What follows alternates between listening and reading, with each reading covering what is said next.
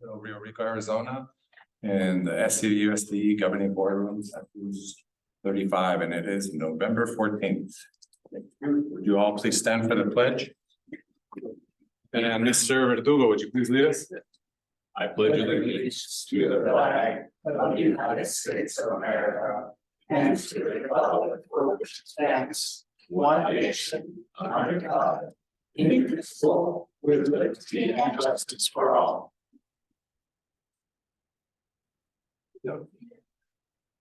So, roll call, Ms. Susan Tobian, Present. Brad Beach. Present. Joe Kramer. Here. Lourdes Vasquez. Present. We have a quorum. Adoption agenda, do we have any changes, Mr.? No, any changes, thank you. I hear a motion to approve the agenda as presented. So moved. Second. A motion, a second, all in favor, please say aye. Aye. Aye. Motion passes. Any calls to the public? No calls to the. Okay, then moving right along. Next, GM update, Mr. Verdugo.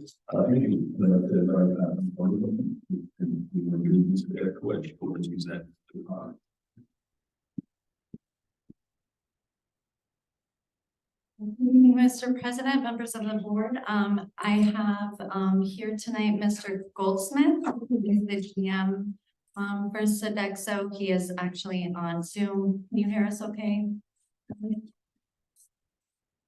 Yes, I can. Can you hear me all right? Yes.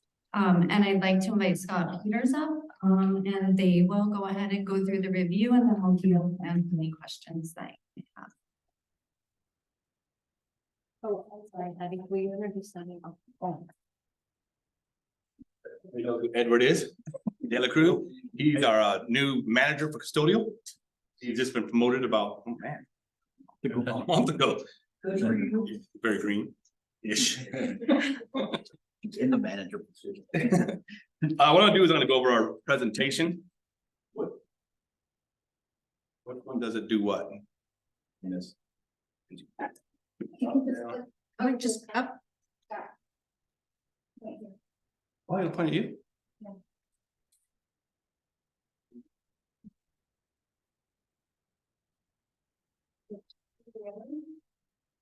There you I'll do that one, it just goes black. go. Okay. There it is.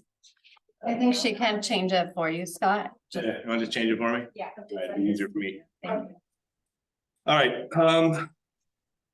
evening, want to go over our little board report here. We have a bunch of photos for you, stuff that we've done through the summertime, kind of just to update where we're at. We're in the third year of our current 5-year agreement. Some of the major changes we've done, we've added an HVAC technician. He's actually from here in Rio Rico.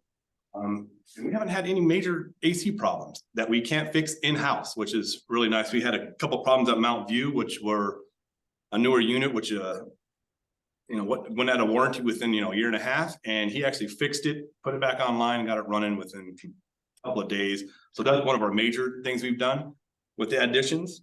We also added Eddie. He works the night shift, so we have a better accountability at night. A lot of the stuff was, some of the night custodial, we have many sites here. If we can't get to them all, he's here. He can answer their questions. He can give them, whatever they need supply wise, stuff like that. That was another major addition we did. What else? We had 2 new grounds guys, and we added a grounds lead. So we can actually have someone accountable on that end of it, or they go to the grounds lead. We can tell where we're at, tell what has to be seeded, what has to be watered, what's broken. A lot more eyes on what's happening in the district. Go ahead to the next one. Some of the program highlights we've done, we repaired all the outside security lights, upgraded to LED at San Cayetano. We replaced a lot of them around the district. There was probably those new LEDs they put in went out. We just kind of upgraded them all and got them all to where they last a little bit longer this time. I don't know what they put in, but they didn't last as long as they were supposed to. We repaired some of the sprinklers and seeded Mountain View courtyard and sidewalk. Trimmed a lot of trees at Calabasas. Repaired the plumbing and Mountain View restroom, which included replacing the floor tile, in which I have some slides you can see. Repaired all the exhaust fans in all the schools. We repaired the CTMS baseball dugouts. The roofs were caving in. We replaced all that. Installed a new split system in the main server here, which helped out because we can actually see it online, because it used to go out on the monsoon and it would be 80 degrees in that server room. We'd have to come in here and physically reset it. We can reset it from our phone now. So some of the upgrades we did. Go to the next slide. Here's some of the stuff we did. You can see working on the dugout there. Repaired the roof, recoated it. We've actually put in all new seating in there for them also. The seats were pretty bad. We put in that little walkway. I don't know if you can see it, a brick walkway of Mountain View, and redid the grass. The bottom one is actually what it looks like today. And the tile problem we had a urinal. The kids put sand in the urinals. They're kids. It's always fun. And put all new tile down. So we're getting ready to do that to another one in Mountain View also. Next slide. Some of the grounds improvements we're doing is the baseball field. We've been working on this field since 2017, trying to get it to where it looks like it's halfway decent. You can see on the left-hand side there, the top is where we started. Bottom was where we're heading. There's my guy seating with the sprinklers on. Dedication for you. And the softball there. See the softball's getting better. We're getting to it, where there's no more. When I first got here, I heard the complaints that the ball hit the girls in the head. It popped up all over the field. So we're starting to improve that field.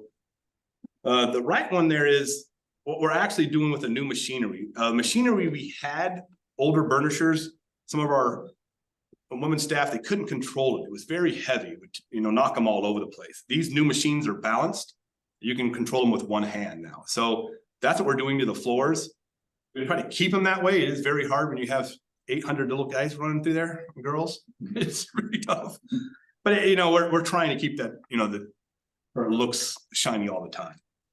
Next slide. Some of the ground and landscape improvements we've been doing.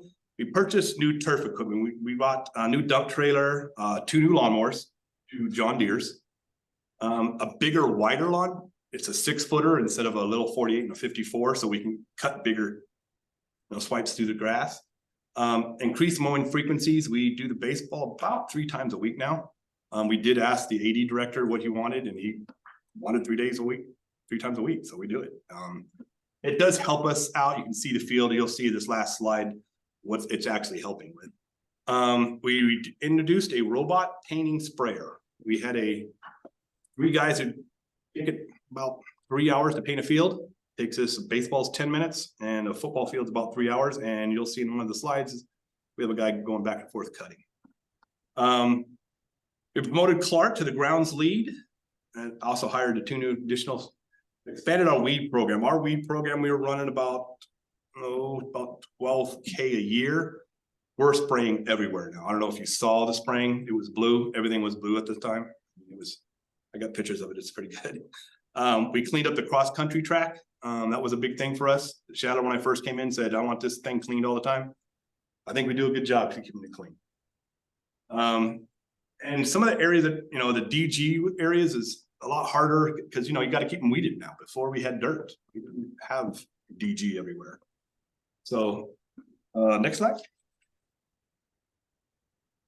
And Billy, if you want to chime in there, I know I'm going pretty quick on you.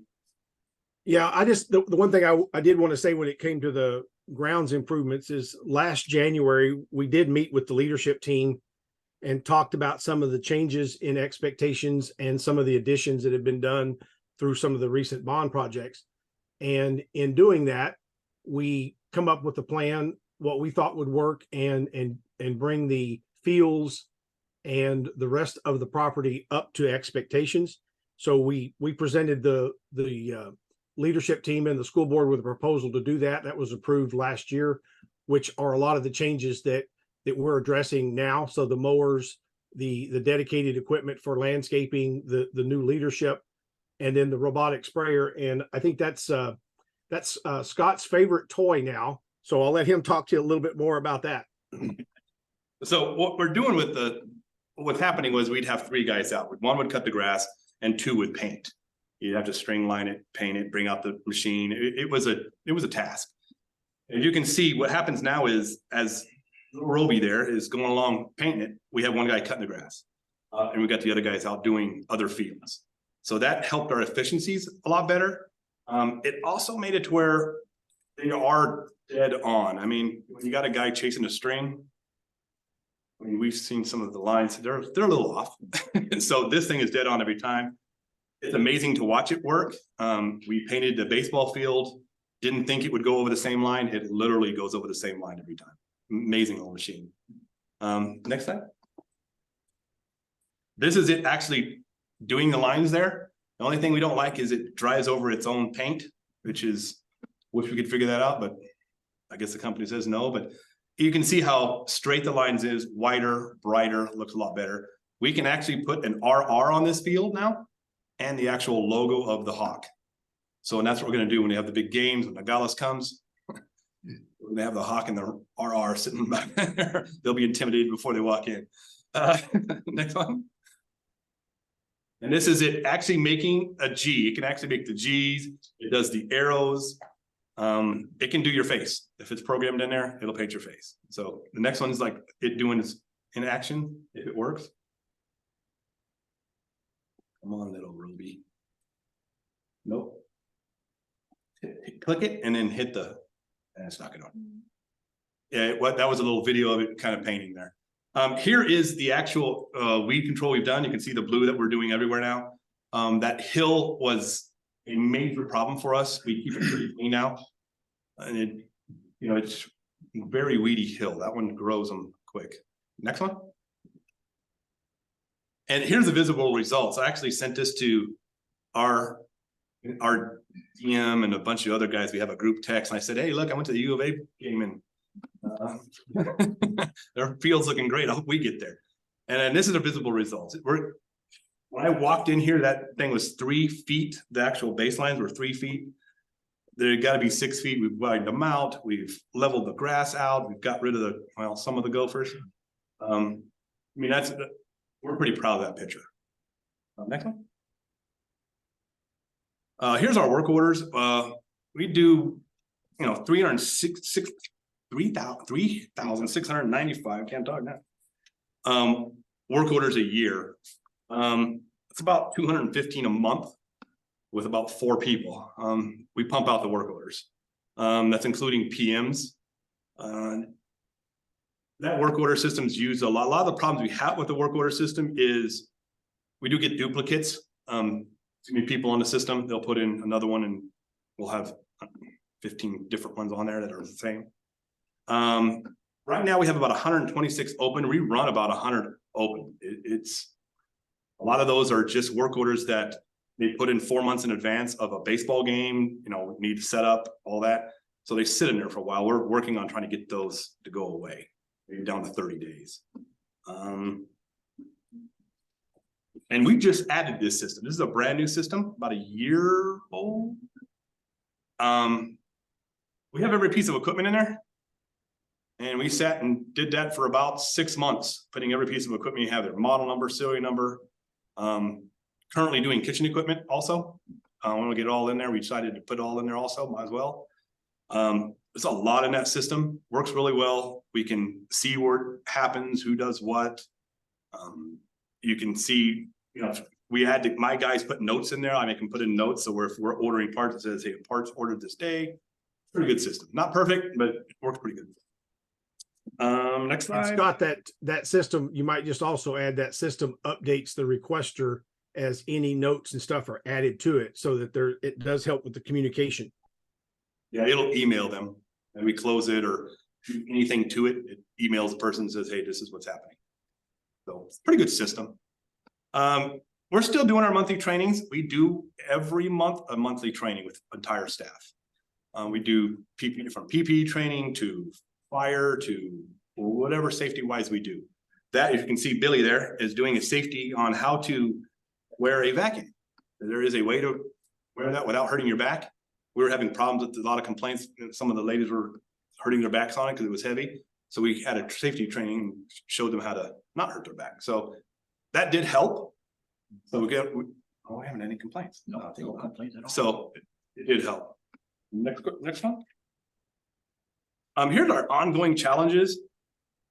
Construction delays are our worst. As you know, construction delays are always a real fun thing to run with.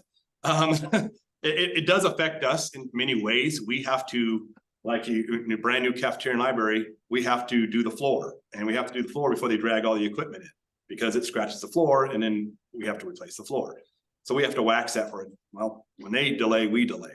And it puts us back, and we have, well, we're gonna start this Wednesday. Oh no, we're now Thursday, now Friday, now. It does affect us also.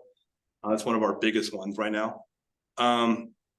Added additional facilities is the DG everywhere now. Taking the other fields, we're gonna take a CTMS and make those fields look like the baseball. We're working on that right now at the high school. So we are heading that way with those fields. And every field will look like, that's what we're heading for, look like the high school baseball. We do use local contractors, a lot of them. It's hard with the local contractors, they don't show up a lot. They're busy like anybody else. We do have one in a hole about 6 feet deep at Calabasas right now. Yeah. So but it is tough. We do call them and they just don't show up, or they're just too busy to work. So, it's a little community, so they're busy here. We're still having supply and product availability, believe it or not, with COVID. We're still on back order. I have parts for doors for bathrooms are still on back order. Been on back order a year. So a lot of that's still happening with COVID. So, you guys have any questions on that? Ms. Fogan? It all looks good. I really appreciate the enhancements that are happening in the district. So what percentage of Sodexo staff is local? Matter of fact, our HVAC guy graduated from the high school here, which is awesome. So, you got a guy that's embedded in the community. High school was his baby. So guess what he does? He's up there fixing everything he can. So that's kind of nice, because it does put that sense of, I want to do it, instead of driving from Tucson and going, oh, back to Rio Rico. You hear that? So, yeah, all my staff is local. Thank you. Mr. President, Scott is local as well. Oh, yeah. Right up the street here. Questions? Thank you. I have one. Okay, Mr. Beach? Yeah, everything's looking good. Eddie, good to see you on board. Known Eddie for a while. Thank you. Rain for weed control, what type of chemicals is that blue stuff? I don't know what type of chemicals they use, but we do post before we do that. By law, we have to. We use the dye for, we know which areas are being sprayed also. I can get you the mix. I don't get that deep into it because I just want the weeds to die. I know a lot of these chemicals, they got side effects from, breathing I in. can check this. But if you can, just shoot Mr. Verdugo an email, what type of chemical. A lot of stuff's done after hours, and once it's on the ground, we're fine. So, Yeah, if you could. Yeah, I think the one thing to keep in mind, and it's something that the public always sees, is the dye. And if you've seen it in one of the pictures, you see the ground looks like it was almost covered. So the weed control program, we've got a contractor that's coming in and doing pre-emergent spraying, and then they're also doing post-emergent spraying. And I believe we're doing 2 applications a year of each of those, plus anything that, during after the monsoons where we have, a large growth of weeds, they're coming in and doing some reactive spraying. As a general rule, we try to use everything is going to be approved to be used in schools. We're not going to use anything that's state restricted or anything like that. I know Roundup has got a bad reputation, but we're using either 2,4-D or something like that is that type of product for the broadleaf, and then the Roundup would be used for things of the direct contact spraying. and we actually use a company that Dick uses for their pest control, same company. So it's all. It's the chemicals. I get that. That's all I got. Thank you, Mr. Beach. Vasquez? Just thank you very much for the presentation. It's very informative. Congratulations, Eddie, about time you got there. You're always been there for all of us, I mean, in different locations, and we've known you, I think, forever, right, Eddie? So congratulations, Mijito, you know, well done. And one of my questions, he answered it, because I had a question like, how often do you guys put the blue stuff? But the gentleman over there, he's the one that already answered. You do it like twice a year, right? Okay, and then when it rains and stuff like that. So in other words, you're not doing it like once a week and, you know, you're not exposing, you know, the kids, or because like you said, we really don't know. And what a lot of stuff is done through the summer and or after hours. We won't do a lot of it while they're here. So that the kids Because won't. of the posting. We have to Yeah. post, we have to. Yeah. Okay, well, thank you very much for all the great work that you guys are doing. Thank you. Mr. Kramer? Thank you. Thank you for the presentation, gentlemen, and congratulations. Apparently that was overdue, right? Yes. Yeah. Very Over here, on your side, but certainly. Thank you, Mr. Congratulations on good presentation. Certainly, thank you. So our work orders are under school dude. Is that the program we use? So then it goes back to the principals at each site when they Well, put it'll go back to whoever made the work order from their site. from their site. So whoever makes the work order gets the email. So the principals are still on top. You guys are getting the information, correct? As I said, there's still about 126 open work orders. So I'm just wondering, you know, what the priority is and why aren't those probably completed? Yeah, a lot of those, like I said, are set up a football game, set up a this, set up a that. Anything, because we do prioritize them, or high, low, medium, and it goes all the way down. We do prioritize them. If they are high, we keep after them. One of the ones that's open is, because we're trying to get a contractor to do it, is Mountain View, trying to fix this drain. It's been open a while, but trying to get a contractor here has been difficult. So we actually went to the second contractor because the first one didn't respond.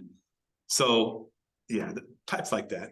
Right, I just saying, as long as the lines of communication between, again, our boots on the ground, our principals at each sites, they know what's going on. Right. And they put their work orders in and you're communicating back to them.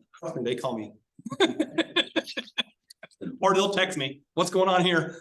And if I have a number, the best part about the system is you give me a number, I pop it in, oh, yeah, and I look at my guys, what they put in. We stress putting in comments, because the worst thing is to have a work order that's open on hold. Okay, for what? And you know, the principal doesn't want to hear on hold, he wants to hear because the parts were ordered this date and they're back ordered, or we can't get them.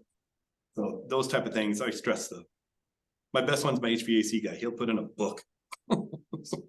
Which is all good. Again, that's just because I saw that and I'm just saying, as long as we have that line of communication. And then the second one, good job. I just will hope that next year, if we can do this biannually, it would be great, because I'm sure as a board, when we're first starting school, we would like to see where we're at, because we get those comments. We get the comments of when people come into campuses, the public, things to that effect. Certainly, and I brought it up at a board meeting because we did have a forum and they were like, wow, the high school doesn't look as nice as it should have been. I'm not saying that because I did say that out in public. So those are the kind of things that we certainly want before school starts. Right. Again, it's just public opinion, not that it doesn't now, but I'm just saying before school starts, we certainly would like where we're at for the beginning of the year. The presentations, you know, because I think it's important that we as a board know, because again, I got that comment from 2 or 3 people that attended some event. So I said, well, I don't have an answer for you, but I brought it up to the board. I'm open, I mean, you can take a picture of it, and if they didn't do what they're supposed to do, it happens. I mean, the guys do I'm not here today, I'm not working here. I mean, it happens. So if you take a picture, I'll take care of it. Especially with the high school, there's too many people go through there. I just stung a little more because it was former Nogales people, so I was like, oh, gosh. Okay, they don't count.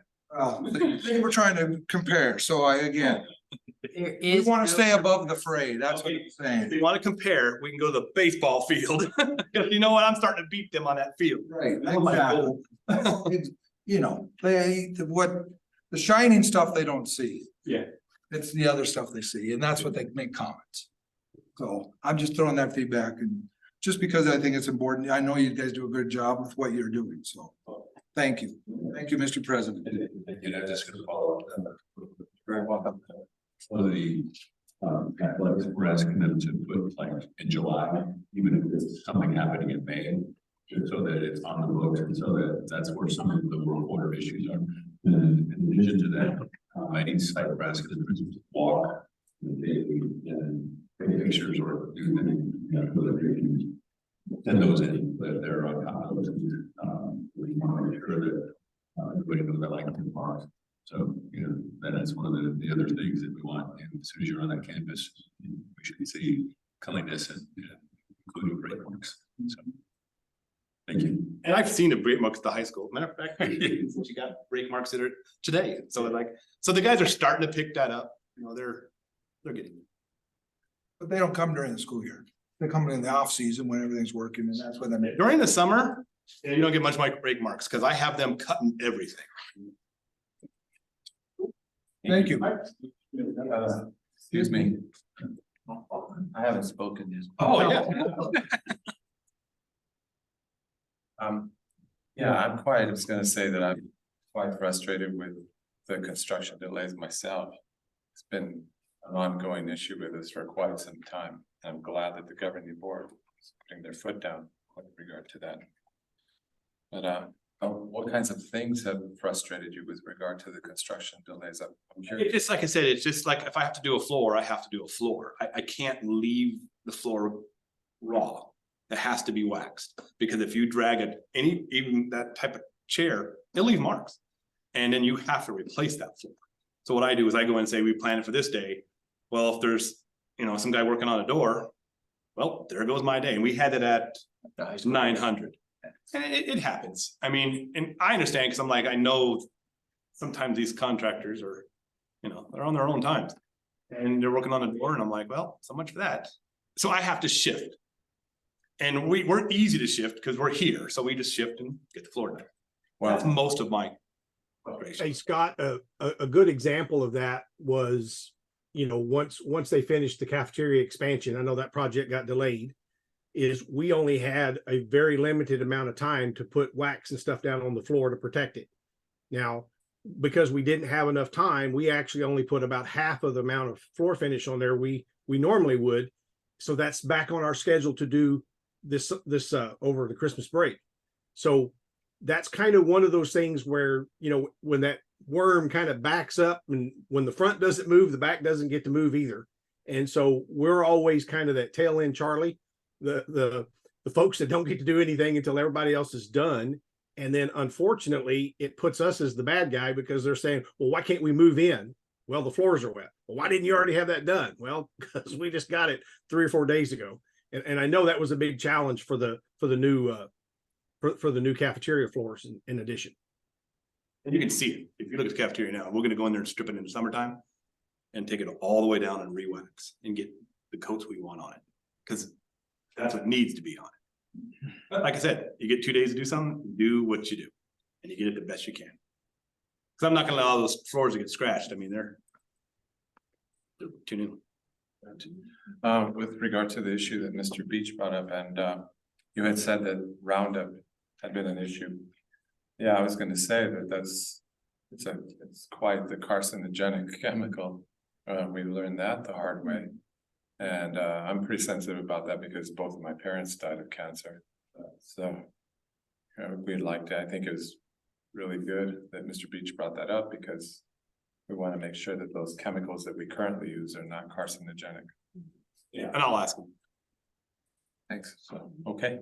Well, thank you for your presentation, and Eddie, congratulations. Yep. Every time.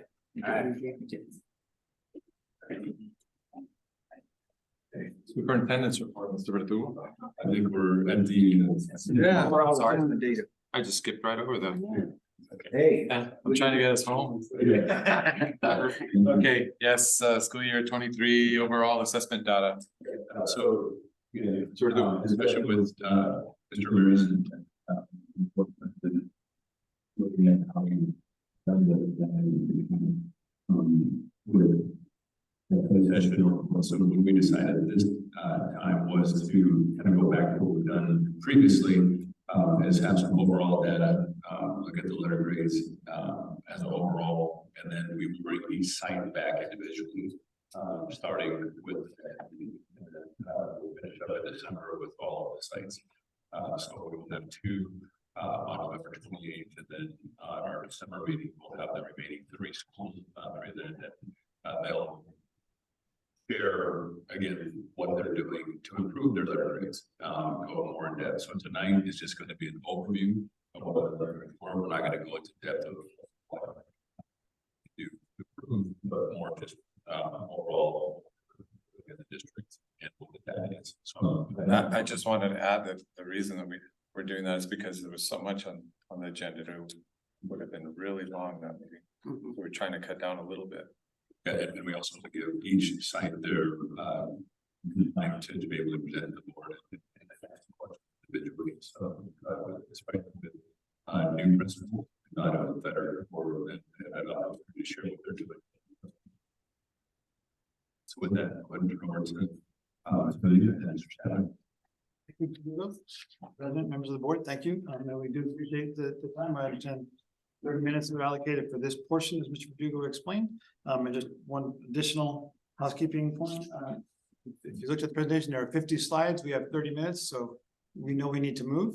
I don't want to feel like we're rushing, so I'm just letting you know that our mission here is to we'll address the slides, individual slides very quickly, but after each assessment section, there are some summary findings, and we'll bulk up our time on those findings. Certainly, if you have a specific question about a slide in between, you have them there, so we can certainly answer those questions. And then, as Mr. Verdugo explained, the sites will go more in detail on the actual data. So I want to feel like you're being rushed. But with that said, it worked a moment ago. That near you. That was me. So this is the K-8 letter grade. Well, we will give you an overview of what the school letter grades were for all the schools. The K-8 schools are calculated using this formula. You can see 50% of the formula is based on growth, how much progress did the students make, and subgroups and so on. Proficiency accounts for 30%, or the EL population, and then acceleration and readiness. Acceleration readiness, as opposed to growth, refers to reducing the number of minimally proficient students and increasing the number of highly proficient students. And that's the K-8 version of college and career readiness. It looks a little different at the high school, as you'll see in a moment, but those are the 4 components of the elementary school grades. So this is San Cayetano, and you can see their scores, and I'll just, spoil the thunder now. All 4 of the K-8 schools are B schools, so it sounds very redundant what I'm saying. But again, this is the San Cayetano calculation. I will let each site go about where they increase, and some went up in some places, some went down in some places. But you can see Mountain View is a B, Calabasas is a B, and Cotamundi is a B as well. And one thing I'll just point out real quickly at the bottom there, percent tested, 99.9%, 98%. 99%. So we do make sure that we include, we work real hard. I think we're required to have a 97% test, 95%. But I know the principals are making phone calls, the liaisons are making phone calls. We want every student to be tested because that obviously gives us the most accurate data. I know some districts play a game with that, and we do not. So I want you to be aware of that. At the high school level, the 9-12 letter grade looks like this. There are 5 pieces to this pie as opposed to 4. Some of them are similar. You see proficiency in English learners. There is a graduation component that the high schools in Arizona are held accountable for. The subgroup improvement, which at the K-8 level is known as growth, essentially. And then again, what I mentioned earlier, acceleration and readiness, K-8 is called college and career readiness in high school. And Weir High School earned a C this year, which is a drop from last year. We were a B. But you can see here the breakdown. I know there was some they increased significantly on their graduation points, but dropped in other areas. So it's always an up and down sort of a situation. I should have said this when I was talking about the K-8 schools, that they 2 years ago, coming out of COVID, schools experienced significant growth because during COVID, there was a significant drop. So we got to earn big points on the growth last year. This year, If I may, if I recall correctly, we got a 10 last year in the graduation rate. We got a 20. I don't know what last year's was off the top of my head. No. Graduation, we got 0 points for the 4-year graduation rate last school year, but we did get the 10 points for the 4, 5, 6, 7 year. And this past year, now we're getting 10 in both areas. I remember that. Very good. Yeah, okay, thank you. All right, and I also want to make the board aware that in years past, we have had some schools. TSI stands for Targeted School Improvement, or ATSI additional, if you're in for multiple years. Historically, our subgroup that have been sometimes identified are either special ed students or our EL students. When you're identified in one of those categories, there's some action plans you have to assemble with the principal, the office, myself, and we submit that plan to the state and so on, and work to improve in those subgroups. So this year we have all exited, so there are no schools identified as for targeted school improvement. It's certainly a very positive thing. I think for the last however many years I can remember, there's always one at one school somewhere here or there. So we feel really excited about that particular slide. So our state assessment data, and let me just pause and say that when we talk about data as a district, we talk about the whole data puzzle. There's some assessments that you've heard of, like DIBELS and MAP, that are benchmark assessments. We don't have those scores here because those are internal. We're happy to share them at a future request, but those are internal. What you're seeing here are strictly our state assessment, high stakes testing, if you will. And right, exactly. All these impact the letter grade. So we start with the Azella test. Probably a common theme I'll say repeatedly in the next 25 minutes will be that our trends are following the state trend in almost every instance. And you can see here in the bottom right corner, some SEI change timeline. These are changes that happen at the state level. In SY20, I'm sure you remember there used to be a 4-hour required Yale block. That changed to a 2-hour block. Of course, in school year 21, we were in a hybrid model. Last year, we implemented new EL English language, English learner plans. And then this year there's a new Azella test. So every year it seems like there's a very significant shift that would, in my view, would account for some of the volatility. And the intent behind those changes has been to increase the rigor of the assessment. So you can see across the state, there's been a drop in proficiency, but from if the goal is to make sure that our students are truly proficient, we don't want to water down that test. We want the state to give us a rigorous test with rigorous standards. And then of course, our objective is to meet that goal. So this is K-8 proficiency, and this is 9-12 proficiency. Again, you see us mirroring the trend from the state. And this is K-8 growth, and this is 9-12 growth. And the difference, proficient is proficient. You have to have a total score of 1,000, and there are 4 subcategories: reading, writing, speaking, and listening. And you have to be at least intermediate or proficient in all 4. In other words, you can't be 3 proficient and 1 basic. You have to be at minimum intermediate or proficient with a total score of over 1,000 to be considered proficient. The growth measure is as long as you make, if the student makes growth from pre-emergent to emergent, intermediate, and then proficient. So it's considered a success if you at least go from pre-emergent to emergent, emergent to intermediate, basic, then intermediate, and then proficient. So there's 5 levels. In theory, if a student makes 1 year's growth every year in kindergarten, it would be proficient by the end of 4th grade if they continue that steady trend. I'm going to pause there. Does anyone have any questions about the Azella? Oh, before I pause, let me just give you some summary findings. I apologize. So you can see that our proficiency rates for both the district and the state have declined since 2020. That's why I was explaining some of the reasoning behind that decline. Elementary and the high school both increased their proficiency. That's certainly a positive. Growth rates decreased for all of our sites and for Arizona. So That would be moving up one step at a time. That's an area that we've historically done very well at. So I know the principals will be sharing what they're done. That's always a concern.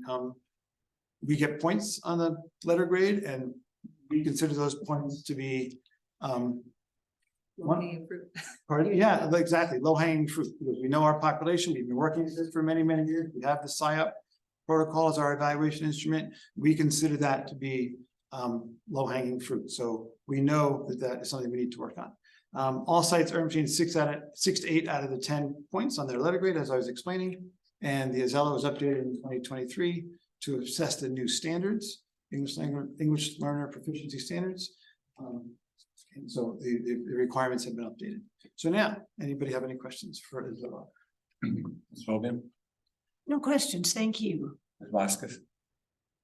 Really good presentation. No real questions. I mean, I know my daughter's one of the ones that works there and I just kind of like, looking at the way the trend is for the high school and all that stuff. And we know some of the kids don't want to leave, and that is one of the biggest problems that they have because they feel comfortable, they feel safe, they feel protected with the teachers or whatever, and they don't want to go mainstream. And I know that a lot of them sabotage themselves and, but The proficiency at the high school is going up. it is going up. And it is more challenging to become proficient after the age of 12. And so to have our high school increasing, we look at that as a Positive. Thank you. If I may, on that note, thank you for mentioning your daughter. As an EL teacher, we work very hard philosophically as a district to ensure that all the teachers recognize that they are teaching English learners. English learners, exactly. It's not that teacher's problem in room 101 and send the kids over there. So we have spreadsheets, we have the SEI technicians. I know the principals certainly believe in philosophically that everybody has to be aware of who those students are, what their deficiencies may be, whether it's again, reading, writing, speaking, or listening, and how can we support their language development as a whole. You still have to listen in math class, right? So you can work on those skills. You still have to speak, hopefully, in a history or a science class. So again, I want the board to understand that the instructional coaches work with all the teachers on making sure that they have the skill set necessary to teach English learners, so they are not simply in a bubble of the EL teacher, so they can join the rest of the population. Exactly. I didn't mean to interrupt the questioning. So anybody else have any questions? Mr. Beach. No, just looking like the first slide, Kate, Azella proficiency. It looks like, I don't know if it's Cotamundi that increased or Mountain View. It's Cuatimundi. Mundi, yeah, it's always nice to have a graph like this because it promotes discussion amongst the school. What are they doing? What are the other schools not doing? Sharing ideas. The 912 Azella proficiency, very similar to the state, showing an upward trend there. And the Azella growth, it looks like everybody's showing a downward trend. Pre-COVID, it looks like we're up above the 40% mark. Maybe look at some strategies that we did back then. Hopefully that goes up. Azella growth dropped a little, and the graphs are always good to compare and start asking questions. With our ELL students, I know a lot of times it's identifying the subgroup, who's actually not comprehending the content area, but how is the teacher changing their teaching strategies? The strategies and protocols are huge to get that population involved and their voices heard. And I think that's very important that if you teach the same way, expect the same results. Right. So hopefully we're looking at strategies to address that group based on data.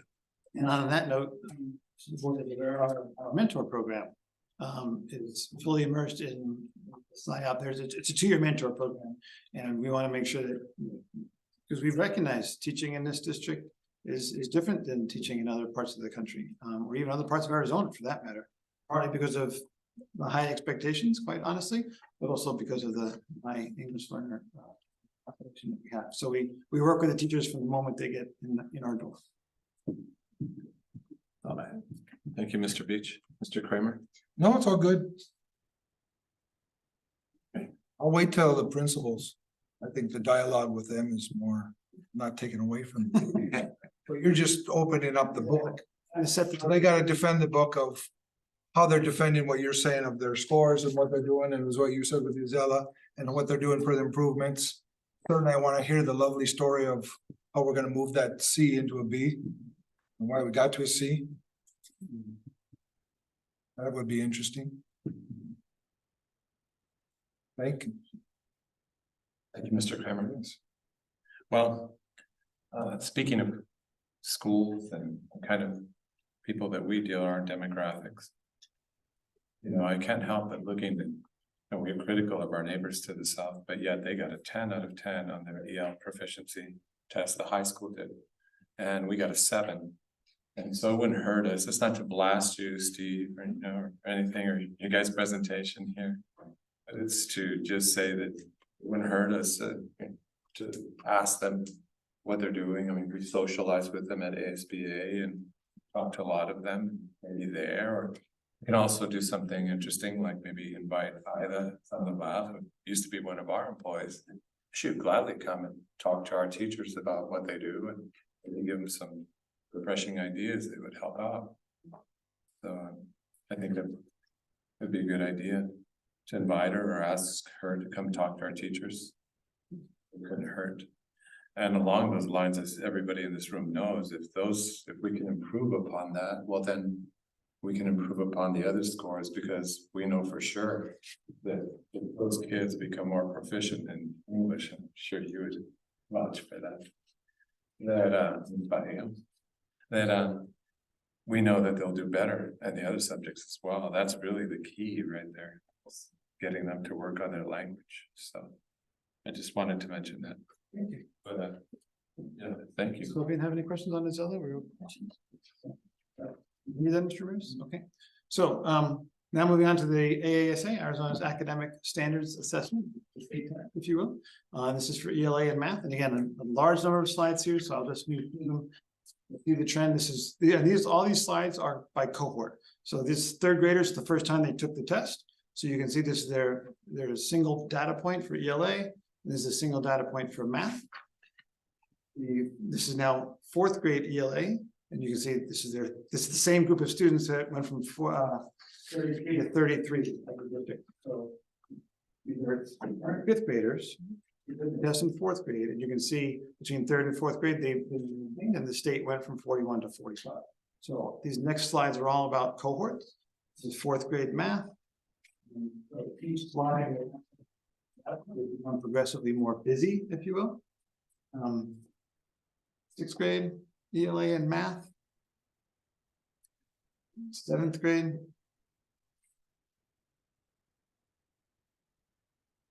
Again, with very little deviation, they're essentially following the state pattern there, the state trends. So our summary findings here are that as I said, all the cohorts followed the state trends. Fifth and eighth grade improvement in math, and sixth and seventh grade made improvements in ELA. But the proficiency component on letter grade confirmed that ELA and math are still areas for improvement. So you know the name of the game, quite honestly, is proficiency, right? We recognize that. So while there has been pockets of growth in ELA and math, we certainly recognize that this is an area that needs continued attention. And again, the growth component on ADAF letter grade is an area of strength for all the K-8 sites. In terms of what are we going, what's one thing we can and will do, which expends literally hundreds of thousands of dollars on curriculum every year. So I want to say, well, thank you and make you aware. And give us a little bit of an update about ELA and math curriculum adoptions, both recent and Yes, we have currently this year, we have middle school ELA and high school ELA. They are implementing the program HMH that was approved last year. And so this is the first year of implementation with that program. For, I guess I'll stick to ELA. When we look at K-5, we're in the middle of the ELA pilot right now. And we'll be making a recommendation at some point toward the end of the school year for a new program to start using next school year in elementary ELA. And then for math, our elementary is in its second year of a new math curriculum that we've been implementing. So, and with that program, we bring in, PD throughout the school year. So it's not just like in the summer crash course, because that's not effective. It's sprinkled throughout the school year with our teachers. So, yeah, that's just an update of where we're at in terms of like district-wide resources in these subject areas. Does the pilots include foundation about EL materials? Yeah, so when we pilot materials, one of the things that we look for includes how are English learners supported with this curriculum, especially in terms of the discourse and really, you know, critical thinking, making sure there's still rigor for English learners and not just, I guess, you know, watering down what it is that they need to learn, how they need to demonstrate it. It's really including scaffolds and ideas to support English learners so that they're reaching the same standard that our other students are. And then in terms of the content area of science, so there is the efficiency scores on the letter grades are based on ELA and math, but this offset do have an opportunity to earn what's called bonus points through their science scores up to a maximum of 3 bonus points. So I do want to review what those science scores look like. You can see right here, 5th grade science is again following the trend of the state. There was an increase, so did the state. We closed the gap a little bit on that particular grade level. Here's 8th grade science and 11th grade science. So our summary findings of science is that it's only in its 2nd year of AZ-CI testing. The county, you can see, it does not have it available as of when we did the presentation. You have an update on that by chance, or? No, I haven't. Okay. All grade levels increased proficiency in science from 22 to 23, but the sites did not earn the science proficiency bonus. Like I said, is up to 3. So there's been some growth in the area of science, but not yet enough to earn those bonus points. And sorry if I don't mean to confuse you, but another way schools can earn bonus points is through special ed. So you will see in the letter grades, there are some who did earn bonus points. So I don't want you to hear me say that we didn't get any bonus, but now you see that we did, because it's either SPED or science are opportunities for the sites. So I'll pause again, Mr. Ramirez, if anyone has any questions on the. Mrs. Holden. Not at this point. Thank you. Ms. Vasquez? How many years do you have to have the program in order for you to get those points? You know, like you say, this one right here, like the one I'm looking at it, okay, and it says, you know, like the, you know, like it's only 1 year from 2022 and to 2023. Is that why we didn't get the bonus points? Because it's not, you know. No, so we have to, in order to get the science bonus points, we have to exceed the state percent proficient. We haven't done that. So I believe that was still in there when we were using AIM. It's always if you exceed the state, that you'd get the bonus points for science. And so still working on that. Okay, we're really close, so. Might. Okay, all right, thank you. That was all my question. Mr. Beach? I'll wait till the end. Mr. Kramer? Well, I can say that I know that the high school got 2.5 out of 10 bonus points. Somebody explain that to me? Why are we scoring on bonus points? I mentioned this last year too. I think one of the things that you can do for bonus points is if you get people to join our ODC, get people to join, we get bonus points. So we did give the bonus point for, it's that one that you're referring to is increasing post-secondary enrollment and or military. Right. For graduates, we did get that one. And we also got one for ACT Aspire at the high school. But I wasn't aware that there were 10 bonus points for the high school, but we did earn. Yes. 2.5. Yes, we got 2.5. Maximum of 3. I thought it was a maximum of. No, there isn't. I think there's 10 possible, you can only receive 3 total. Well, I know that's not true because we received 5.5. Okay. But it would only count as 3 from what we understand. And we need to do a better job on that. I really firmly believe that. I think we can do better. We got a lot of talented people in our district. So We need to again, push it a little harder, that's all. we'll look at that, but again, I think there is you may have received 5.5, but only received 3 total. Or what is. So for us, we got 2.5 out of the read. So what I understand, because I saw the bonus points that were possible.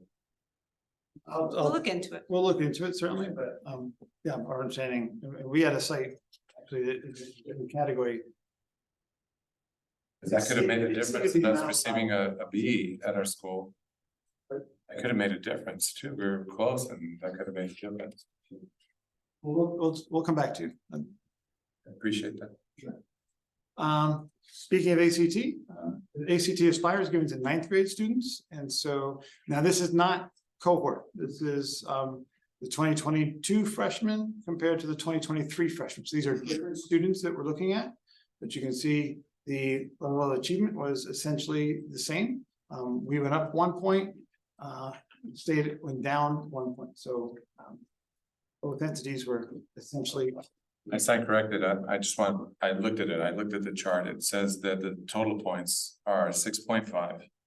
We got 2.5, but we could receive, there's a total of not 10, but 6.5.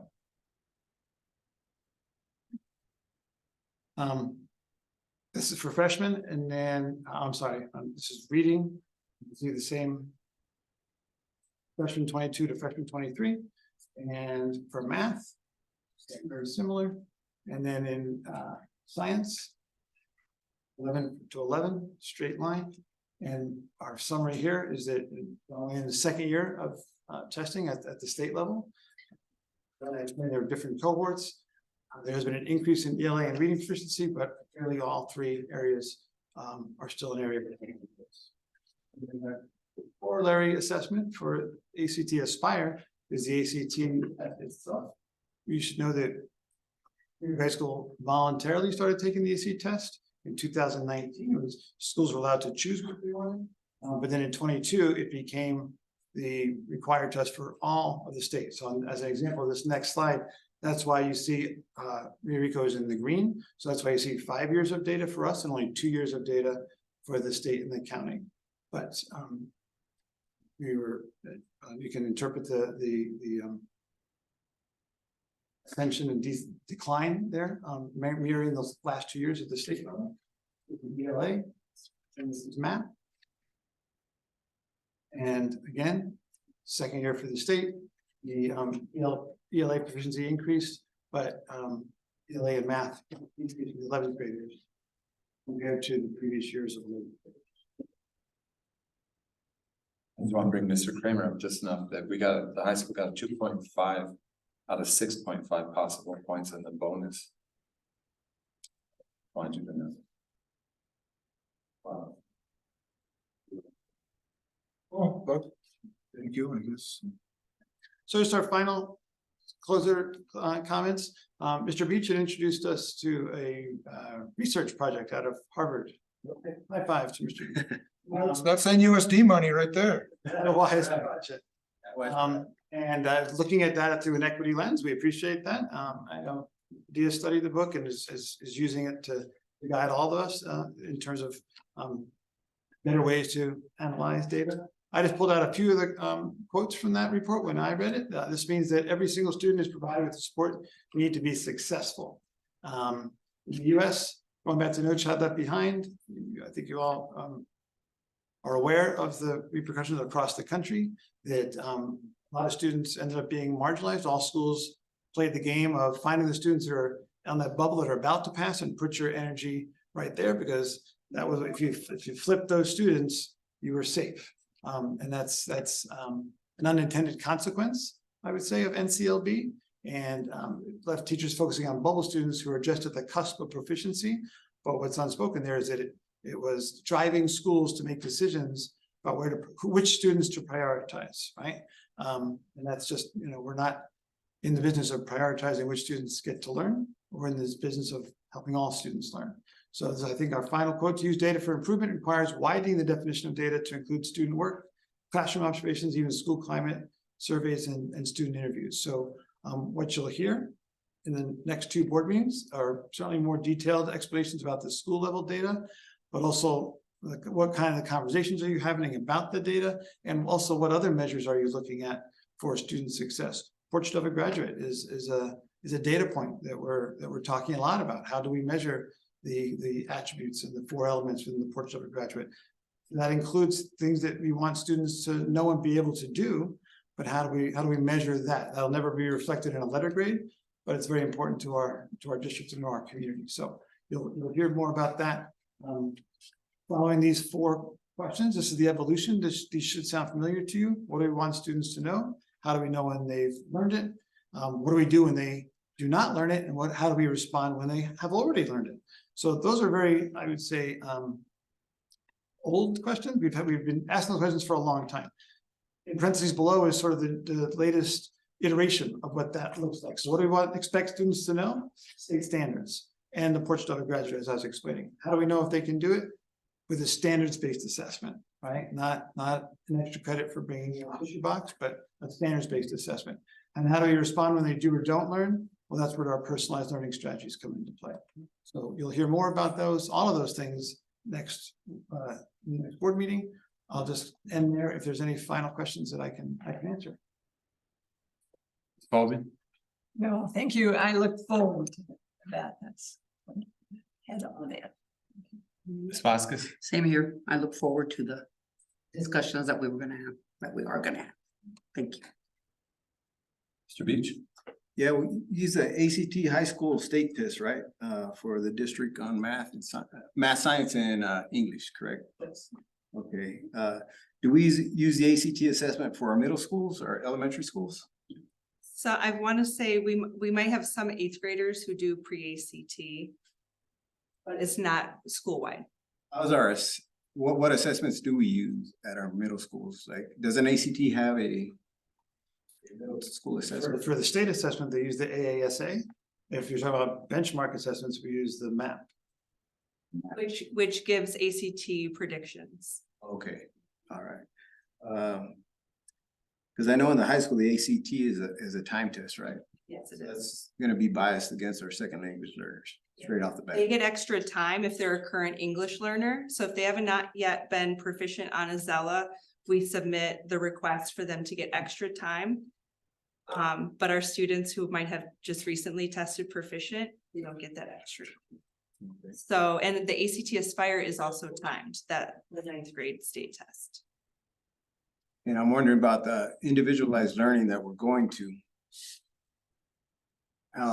Students can be at this level, and when we're gonna take these state tests, we might have students that haven't learned those standards that are gonna be tested.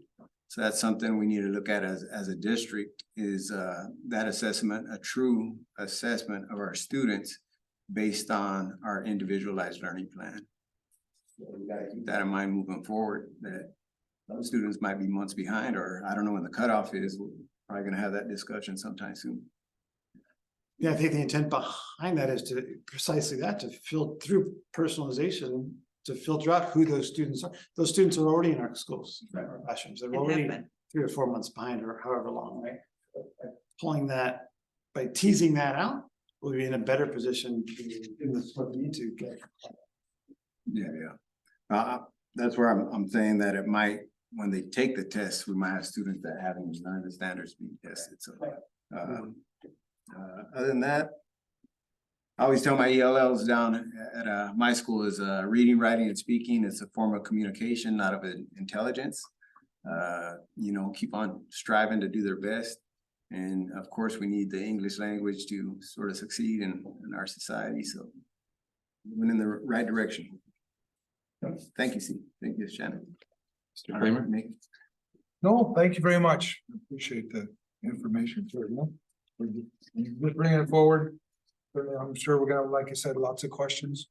It'll be obviously with the schools, because they'll get us more ingrained of what are we doing? What are they doing? Not what they're doing. Wrong pronouns again. Thank you. Thank you, Mr. Kramer. Do we still use, when I taught EMS, I remember that we used map testing to help the kids. Are we still using it? Well, it's a little critical of that because that's not really a grade level test, right? It's adaptive, but it's not grade level. It will depend on where the student is. It will adjust to where they're at. And then the teacher can get a report of the standards and where they're at. And you can look at, let's say the student is, let's say you're teaching 7th grade math, but the student is really showing that they're at 6th grade, but you can see the standard that would help them get to that 7th grade standard. They build on each other. I appreciate that, Megan, but say that a kid is testing at 5th grade. So we show the progress that he improved up to a certain level, but when they take these tests, they're not tested at 5th grade. They're tested, say that they're in 7th grade, they're tested at that level or 9th grade. So But if we were always giving just that showing the grade test and the student can't do that yet, you know nothing about them then. Versus having the adaptive test. It's not really helping us toward helping them with the test because it's not at grade level and then they get slammed with this test that's at grade level. And it's only showing progress from one point to another, but not necessarily showing what we're doing to get, I mean, we have to, if they're at 5th grade or 6th grade, they're really gonna have to zoom ahead, be able to take that test, that standardized test.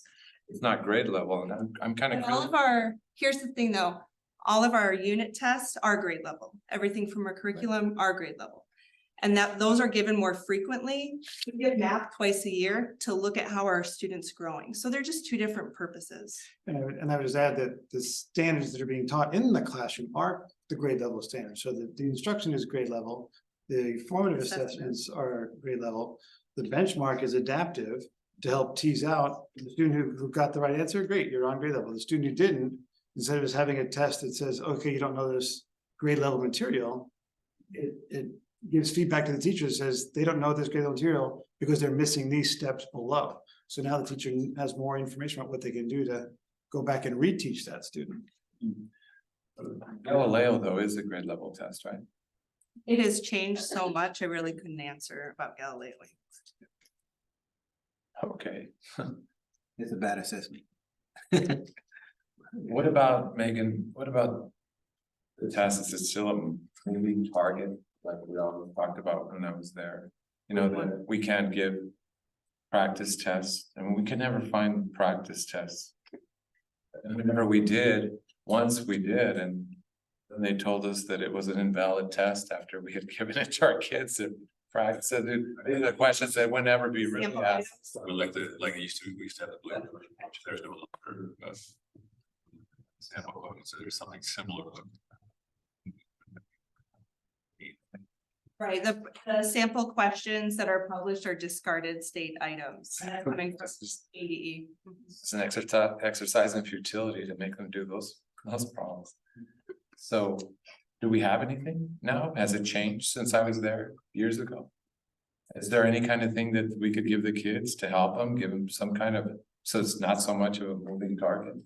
Right, well, a lot of what are, like I said, the curriculum and the assessment that teachers are getting are based on the grade level standards. And so that's how we're preparing them is There's teaching. no them. practice test.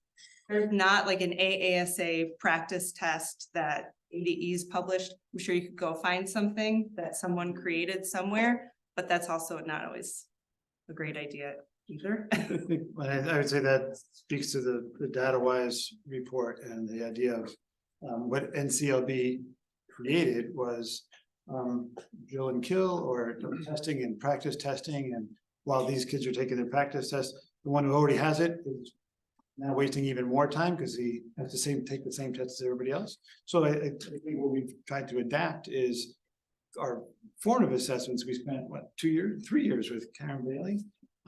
We had a consultant guiding us on how for teachers at the teacher level, which are the most frequent assessments given to students, how can we make those the most meaningful and most aligned to the standard, and including the formatting, so that the whole doctrine of no surprises comes into play as well, right? So that students understand what a multiple choice test is versus a short answer and that sort of thing. So I think we're still doing that. We'll sort of checking the box of practice within the regular classroom, but we don't have a sit down on the last Friday of the month and take a practice test situation. Yeah, I hope you don't take it the wrong way. I'm not, you know, it's constructive criticism I care. I'm just as much as you guys, and I want to give them a fighting chance. And so That's why I inquire. Again, you and I, and again, we've read a lot of the same, but we've had this discussion for years. Bring it to the lunchroom back at the high school, right? So, we appreciate your comments. I had another question, but I'll save it for the principal's comment. For the sake of time. Thank you so much for your presentation. Appreciate it. Thank you. This time. Thank you. Mr. Chair, last week we posted the primary for tourism film board meeting here. It was a great opportunity for us to begin a part of this with the came from the chamber who assisted with our vote in that meeting. And what it did for us, they are needing to have a for film and TV. And they're going to utilize our high school students as the first group. And what they'll do is they'll see there that we have to work on the IGA, but it's going to be 2 days of them training students on a job that they can actually do in film and TV. That will they'll receive a certificate. And they'll be able to hop onto a movie or TV set and be able to be, I guess, grants or whatever. I don't know what those jobs actually are, but they will receive certificates. So it was a great opportunity for us. And since we hosted the meeting, and they knew about our new film and TV facility and so forth, so they were like, "It's be a great opportunity for us to be the partner and do the cohort, the first cohort, which is a great thing." So, which is something, again, posting meetings and things has been very positive. Yesterday, we attended the Tubac Citizens Council and presented the Tubac Citizens in our annual presentation. Thank Mr. Ramirez for attending as well. Ms. Brown, Mr. Shadler, and I presented information about the district, giving them an update. Very positive meeting. I think we were able to share that afterward we answered a lot of questions because they still wanted to ask questions about the district. So it was again very positive meeting. I think the Citizens Council for allowing us to do it and share our information. On Thursday of this week, I will be presenting at the Joint Legislative Committee on Education. I was asked by ASA and for the community to represent and present on our district. So I'll share the things that are happening in our district because although our data is not where we want it to be, we are still one of the most successful districts for the 90 district. There are very few in the country. You know, you said 99, we're 90%. We reduced 90%, 97% Hispanic, and we have over 100% red. There are not many in the country that are successful, and we never settle. We want to be always. We want to be the top of everything, but still, what we're doing. The state is very interested on how they take that across the state and other districts. So I'll be presenting that on Thursday morning at the state legislature. One of the fall seasons that just completed and wish all of the winter teams good luck as they start. Also want to highlight cross country with the top 5 finish of the male side and 11th place. And so and volleyball just missing out on the playoff and football ending season on a positive with a win. So thank you. Sir. Governing board member reports, Ms. Fogan. Yeah, I was speaking with somebody about the Rio Rico Historical Museum, which is now reopened and it's on Frontage Road. And they would be really interested in having some of the high school kids come and be familiar with it and become docents. So, I mean, I think that's something that, you know, there may be a club or just individual high school students that might take an interest in that. And on the retirements, I mean, having Lizzie Stoller retire, kind of big news. Anybody that I've mentioned it to that has worked with her previously, it's just like, no. is not going to work. And certainly the retirement of Lieutenant Colonel St. Clair is something to be noted too. Both of them have been so many years of outstanding service to our students, and their work is greatly appreciated. Thank you. You. Ms. Vasquez? Again, same thing. I was shocked to see about the retirees also. And I'm like, oh my God, these people, they've been here forever and ever and have, made such an impact on our students and, oh my God, what are we gonna do to fill those big shoes and stuff? But we all have to move on. What can I say? And congratulations to all of the other sports that they're done. Like you said, your cross country did really good, volleyball, but football. And now we're just, getting ready for our winter, teams. And I just want to wish them all the luck, play hard, play smart, have fun. And one of the things that I forgot to mention, last meeting was on October the 21st, there was an Arts Month celebration up at the gallery in Nogales. And I think some of the schools here had some of their kids present. I know that Guatimundi did in Calabasas, and I'm not sure if the high school had anything, but I think they did. I think they had a few things, but all of our kids put in such beautiful, amazing work. I mean, there were some piñatas that some of the kids made that you could sell them. I mean, and then some of the drawings that they made and, like the art stuff, and it's like the pencil drawings, the still life and, the value scales and all of that stuff. And I had no idea what they were, okay, because I'm not an artsy person, but the watercolors and all of this stuff, okay, it was beautiful, okay. There was presentations and a lot of kids got a lot of certificates and awards and blue ribbons and all that stuff. So it was a really good event, and I forgot to mention it last time, but I just wanted to mention it this time, to way to go, kids. I mean, there are so many ways that our kids can show, what they know and so versatile, and it doesn't have to be just sports, okay? It has to be, other things. And I think that with doing it in art and all that, I think it's really amazing. So I was very happy for that. And I just wanted to congratulate every single person. I can't mention them, but I wanted to congratulate every single student that put something in there because it was really beautiful. Very, very pretty. So thank you very much for all that. Thank you so much, Ms. Vasquez. Mr. Beach? Well, Ms. Vasquez, I did win a blue ribbon also at the art fair You did? when I was in 3rd grade. Oh. How Way about back this in the time? day. California Dreamin' was the name of the picture. Really? I still remember it. So So, cool. Yeah.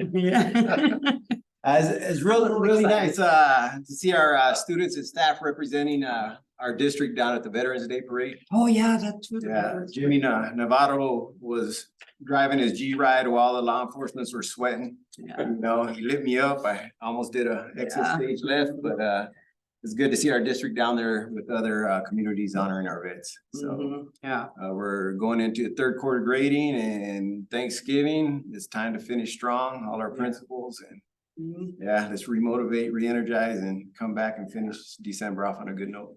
Yeah, can I just say something else about that? Because my brother is a veteran and so is his daughter. So they were both there and, they're both, veterans from Navy. Actually, they were both in the Navy and they were in the parade. And my brother is something for the VFW or something like that. And so just to see him and then his daughter there, I thought, Oh, yeah. a lot of the family members that are, friends and everything, that's just, it was a really good parade. So also, I forgot about that. But thank you. Thank you. Yeah, I'm done. Yeah, thank you, sir. And thank you, Ms. Vasquez again. Mhm. Mr. Kramer? Sorry. Thank you, certainly. Yes, congratulations to all of our seniors who finished all the fall sports. And not only the seniors, but the seniors in their pep band. Because they do show up to all of the events too, and sometimes they're not mentioned along with the football team's doing, but they're also a big part of what's going on, and certainly it's a family affair for everything. So congratulations to the seniors, because that's their last fall. So now they're moving on to the next adventure, and from there it's, so it's always look at the seniors and say, hopefully they enjoyed themselves, because it's something that they'll remember. Also did a few events, the Rio Rico event, the car show and stuff, that place was packed. You couldn't even park there, forget it. It was everywhere. Garrett's was whatever, all blocked in, but it was a good event. certainly, and then this last Saturday, there was another event at Two Back. Some of our people were there. And the reason why I'm saying that is because right when we first hired David and back to the superintendent before that, we always talked about this district, because this district encompasses from, and actually we could even say into Nogales, but all the way to Pima County border. And we're a huge district and we have a lot of things going on, a lot of what our families are involved in, and it's certainly important. So we're not just Rio Rico, we're everywhere, into Tubac and up north, so it's important that we, as a district, that's why we're called Santa Cruz Valley Unified. So, but anyway, it was good to see families out there and such like that. I'm bringing up, okay, so, because I'm always about this, bringing up the fact that, there was a meeting today in the county, because they always have meetings. I know you probably attend those at times, but certainly there was an executive session today. And the executive session was about taxes and what they're doing with the vacant lots. Something that we had asked and we're told, and I never did bring that number up, but this district, 44% of those taxes were ours. 32% was the Rio Rico Fire District, 24% was the county. But where was the fire district and the school district involved in any further discussion since then? I'm bringing that up, you can't comment on that, but it's something I think that we need to continue looking at and pushing, because if they're going to exec session and not letting us know what's going on, I think the lack of communication to the strong key holders for the money, even though it might not be too much, but still, I think we still should be involved in that. That's one. And two is, I don't want to say congratulations, but it's something that we're going to talk about certainly in the future. But it certainly, as I said, from 2004, some of you were still in high school maybe, but I brought that up from when I was at Nogales High School, and I used to call it the brain drain. What's the brain drain was that I had access to all the, because I was the principal in charge of all that stuff.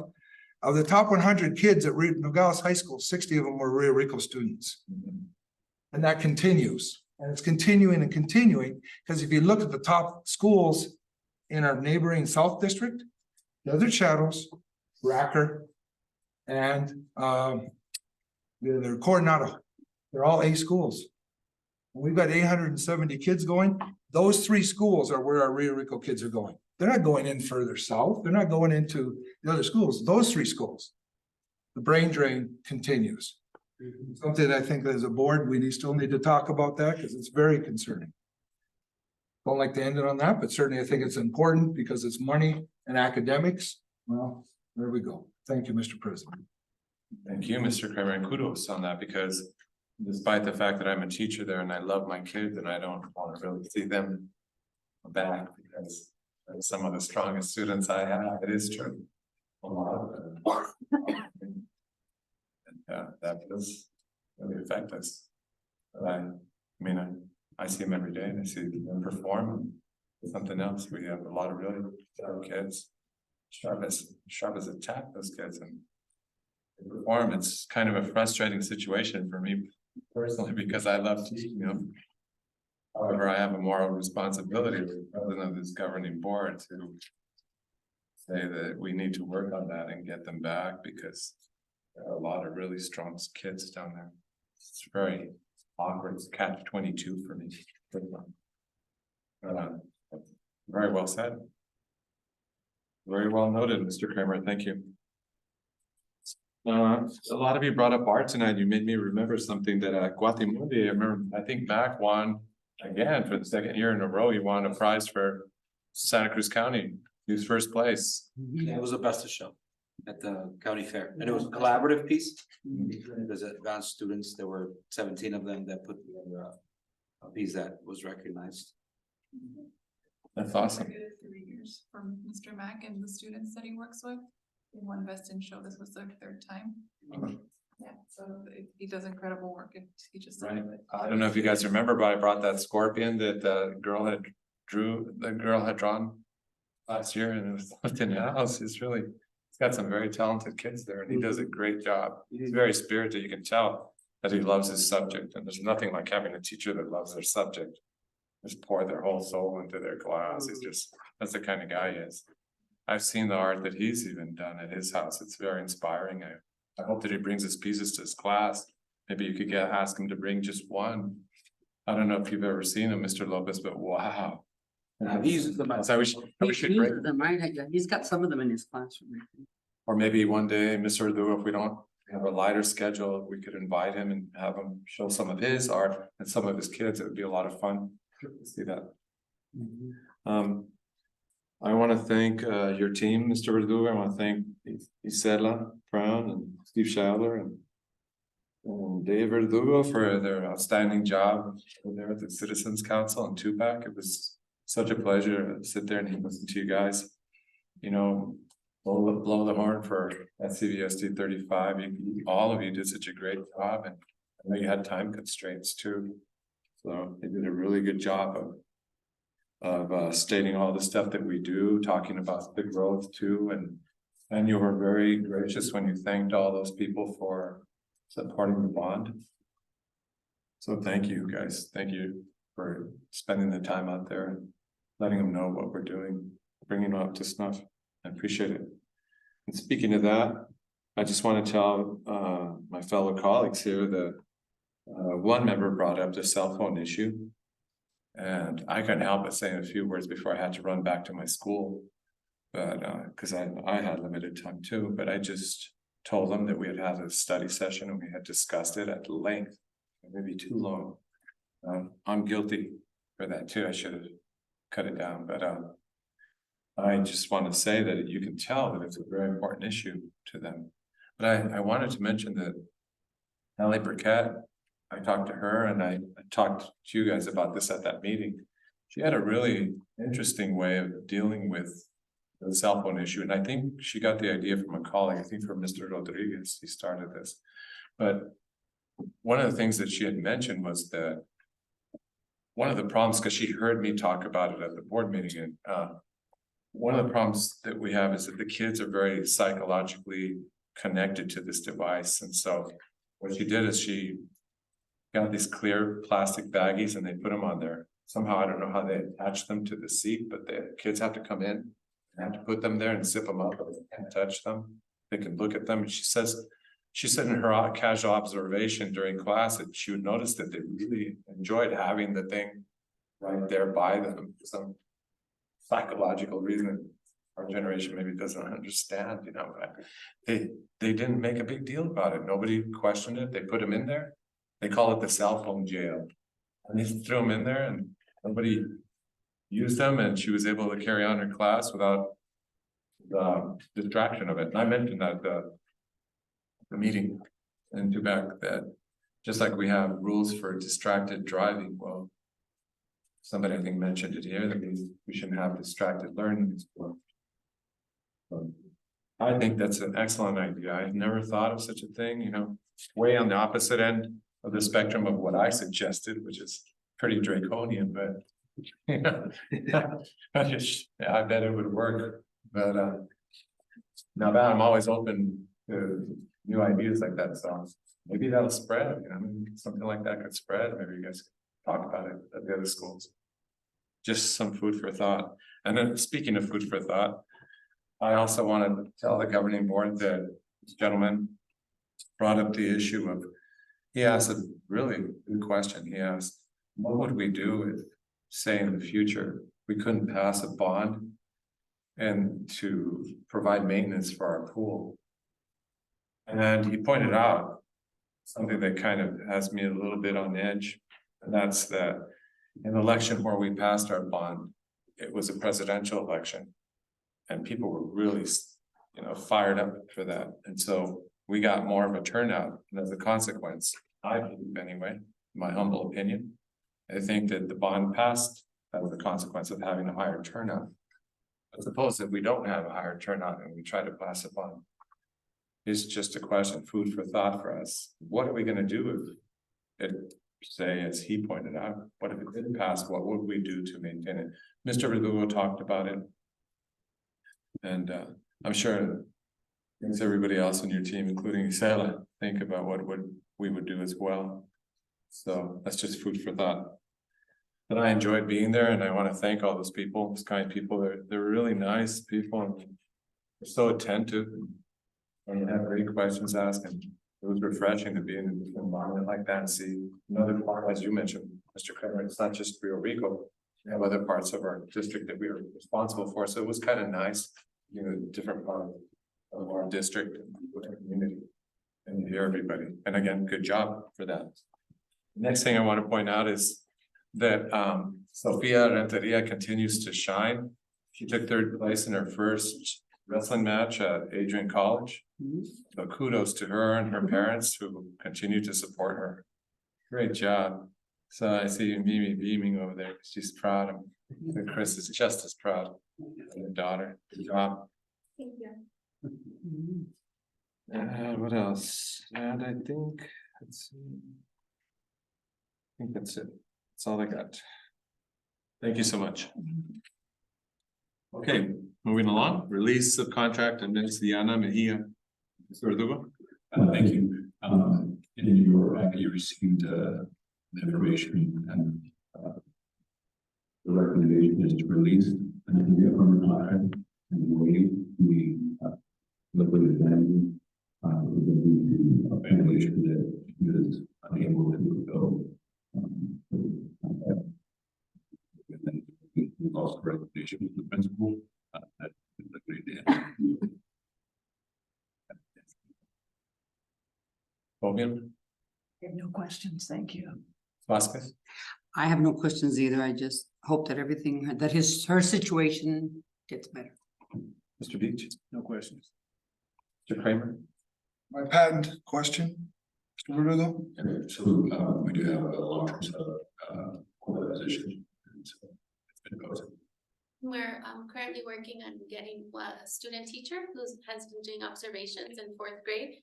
And getting an internship, so take over the class for the rest of the year. So then we would have her hopefully for the following years.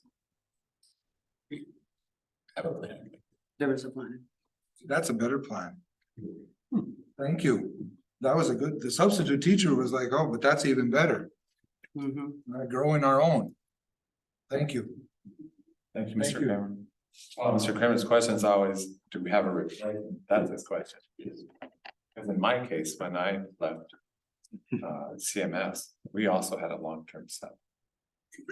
That was later, that was 6 months later.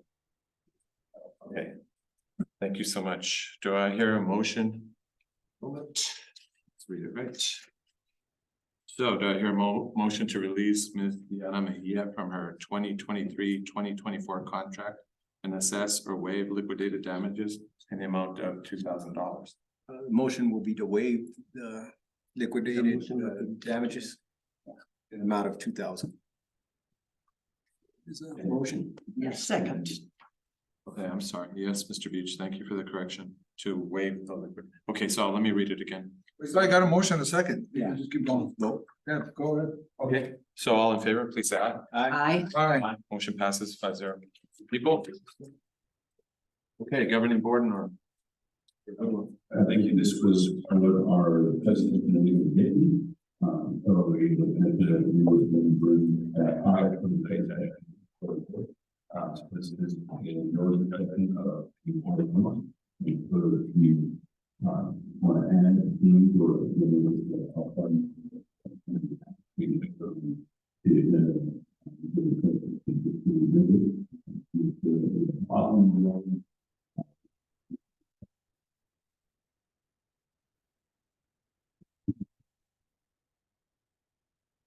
Okay, well.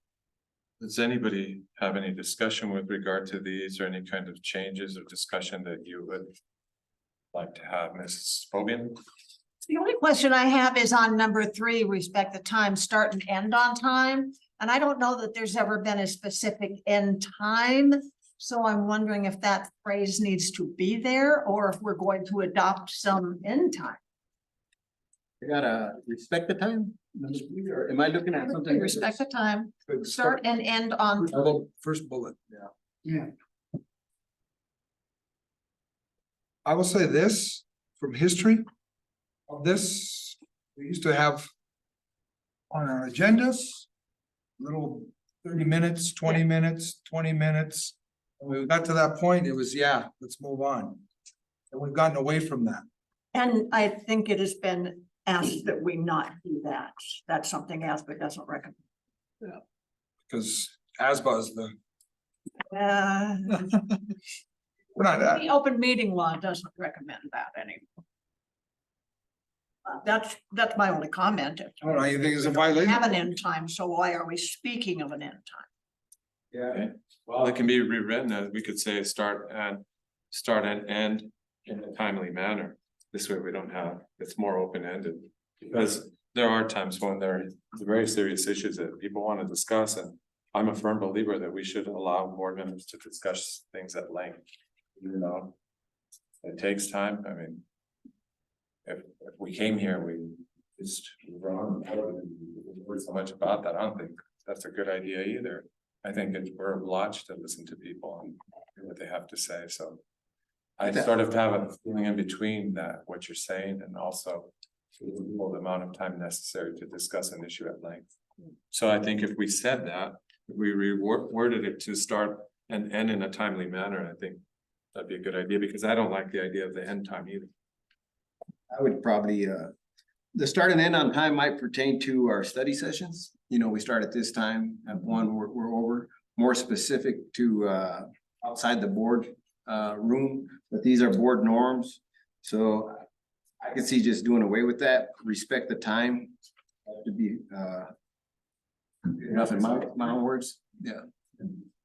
So that'd be my recommendation, just keep, respect the time, keep comments and conversations focused. And a lot of times when the board gets off topic, that's when it starts dragging on. So we might need a norm nudger in there. Keep us on task, yeah. Well, respect the time is too open-ended, I feel. I say if you say if we start and end in a timely manner, that's putting a little bit more pressure on us. But a timely manner, based on who? Well, what's respect the time? I can also ask that Right. too.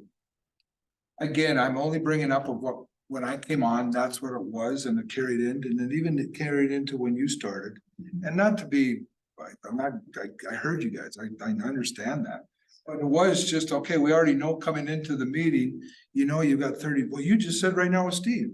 Why'd you say that, Steve? Then there's no time. I know. I stayed on time. Okay, but under the parameters, there is no time. But neither was he clocked. I mean, But he did stop at about 6:01. I mean- Because he followed it, because that's Steve. I didn't time it. I know, but I'm just saying, so then we did implement that. Or you did, And we can add the minutes on that. and we did that because we had some principals sometimes that were very long-winded. We had board members that were very long-winded. I think that's when you have a norm nudger. And a norm nudger is, if we're getting off task, you just remind the individual that we're focused on this. Or, you know, we gotta move on to different businesses. Or looking at this agenda tonight, there's a lot of pieces like the policy, the data. This was gonna be a long meeting, we all knew that. So maybe looking at what's on the agenda and maybe taking some off and put it towards another agenda later meeting. But it is subjective, Mr. Ramirez, I understand that. Yeah, right, You know, because I respect could the also time. ask, respect the time, what's that mean to which one of us? We could mean a different thing to each one of You were us. elected to serve, so is there time to leave it selling? Well, all this is subjective. Right. If I look at all the norms, the majority. Just since we have no end time.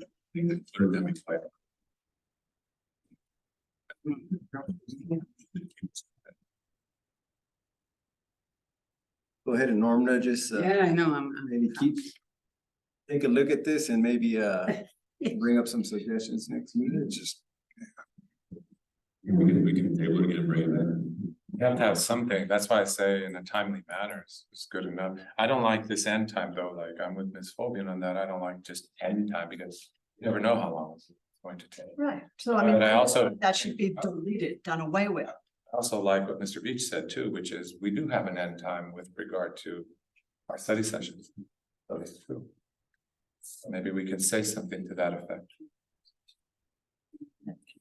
We already have a start time, right? So what is We your always end start at the same time, so What's that your one end time? Start on time. What's your end time? Say it again, Ms. Fobian?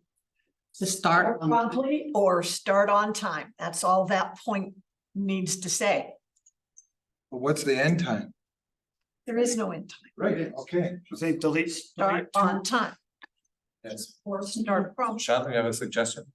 There's just delete two words, and end. So we start on time, keep comments focused. Yeah. That's what, I think is what I understand her to say.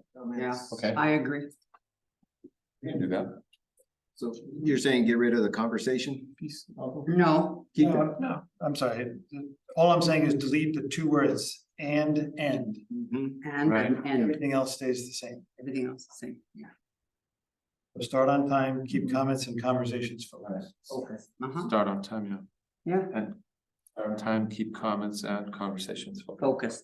Sounds And good. if not, then we do the nudging. The clerk. Come Norm in. nudger. Okay. I'm good with everything else. Yeah, All right. so. Vasquez, you have anything? No, I like that. I like that, to start on time, because,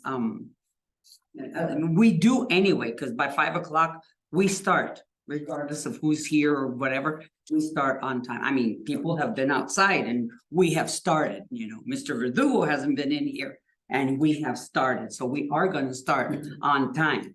Okay, the thing about, am I right? Okay, the thing about ending it would be to keep all of our comments and our conversations, but focus to what is happening and what is on our agenda and not stray away. And I think those two words should be taken out. Yep, that's it. Okay. I didn't have it as an action item. People would like to leave. Want to go on back? I'm fine with Is there anything else you want to discuss though? No, I looked over it. Everything looks pretty normal as far as norms are concerned. Okay. Mr. Kramer?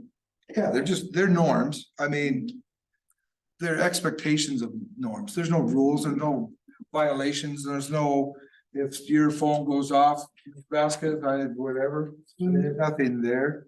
We've had board members walk out like this, not because they're using the restroom, but they put their hat on and just left.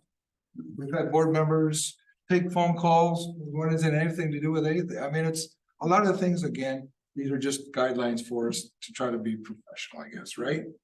But there's no. No consequence. Right, there's no inferred of consequences on this. I mean, it's just, again, the recommendations of acting as professionals in this board meeting. There are no consequences to our actions. So I mean, to be open to Mr. Beach's.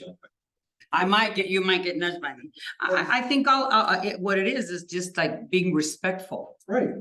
In the meeting, because we are all adults and because, Exactly, but are you, you're not gonna question somebody for that, because you're just kind of like, well, okay. I mean, everything else, be open to ideas and all that. Again, I'm not gonna bring up all the past stuff, because it's past. It's the best. In this meeting. I mean, there's other stuff that goes on, obviously, but we're just talking about right now, this meeting. Of our norms. I mean, there's other stuff about as board members, we probably later maybe talk about stuff too, but. Everything else is just how we should behave. Proper etiquette. There you go. Agree. Because the public sees it and those that watch. So thank you for putting the discussion to this, Mr. President. Are you done? I'm finished with mine. Also, yielding the floor is one of the more important ones, so. If somebody wants to talk, they have to ask the governing board member if they'd like to yield the floor to them. I just want to remind you guys of that because, well. Mr. Beach and Ms. Vasquez, you guys didn't ever see what I saw when I was first here about that kind of stuff. Being interrupted all the time when I wanted to speak. And there's some pretty nasty tactics that were used when I wanted to speak. Point of order? And after the 8th month, exactly. I couldn't take it anymore. And I asked for mutual respect and the governing board. That goes along the lines of what you were talking about, that we should be collegial and professional here. That kind of bothers me. Also, I want to make a comment about what's always do what's best for our kids. Well, sometimes it's hard to do what's best for our kids. Sometimes you have to take a tough stand. And when you see things that are happening, And I think that that's important too, that we should all, when we see that things are not going right, we should take a tough stand, and kicking back is not in the best interest of students, so there's lots of stuff like that that you're mentioning, Mr. Kramer. We're not, let's face it, we're not responsible by anything, no consequences. They're just suggestions, really, more than anything. Not state law, that's for sure. Yeah. At any rate, I think we should, yeah. And speaking of time, by the way, in all fairness to Mr. Kramer, because it was pointed out that Mr. Verdugo wasn't here, nor Mr. Kramer on that day, yet I've attended every single meeting in this governing board member governing boardroom that we've ever had. I've always attended every single meeting. Haven't missed one since I've been a governing board member. So I just wanted, in all fairness to Mr. Kramer, well, I want to say that though I haven't missed any, there was one where I walked in like a minute late, I think it was. And I was rushing and trying to get it. It was just things happen on the road, you know. How it is when you're in a hurry, it's always somebody does something to slow you down, whatever the case, you get stuck on Pendleton. But I was late, and Mr. Kramer started the meeting on time. And I admired him for it. So all of us, like you're saying, it can, we're all human, we could make that mistake or your phone go off. I've been on board meetings where we waited because one board member wasn't here yet. Like, what? There's 3 of us here. So, I mean, again, the past is the past. We can only do what we can to continue being cordial, and what you're bringing up examples. I didn't mean to steal your thunder, but I'm agreeing with you. I've seen a lot. Certainly, I think that you're right. You guys are right in there, but it's been, yeah. And what you said on that, I mean, I've seen interruptions where people will just get up and walk out or say things and do things, and it's cordial. It's being cordial. No matter what you feel of a person, it's give them respect, the professional respect on this table. Yeah, and you took a lot. Ramirez took a lot of heat. And I'm gonna say it right now. It wasn't fair though you took. And being the gang up on it, it was like, what? It's just words. We're just here to do volunteer. So, and I've seen it. So I've seen it even before that. We're on the past board a while back with a few board members, the same thing. So it is just the norms, and like you said, it's just like Lourdes, you said it perfectly. It's just being cordial. You know. So I didn't mean to steal you. I'm just saying that it happened, but there's nothing we can do about it other than we look at it and say, hopefully we don't do that. Right? Just one example.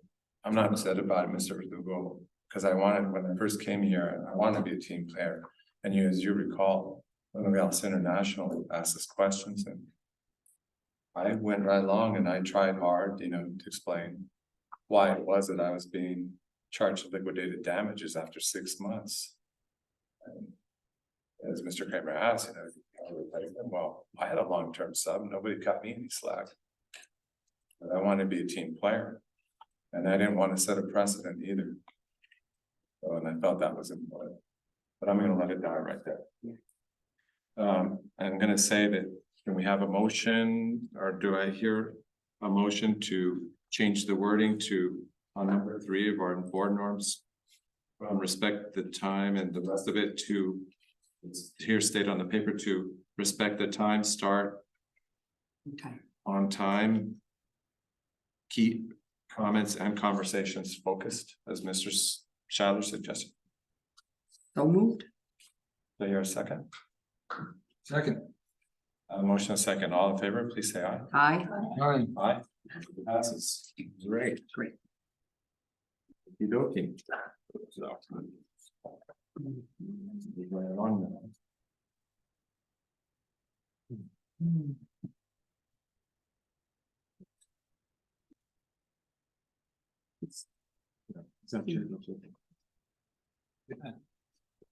You.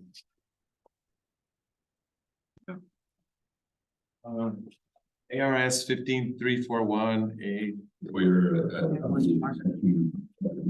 SB 1270, Mr. Verdugo. this was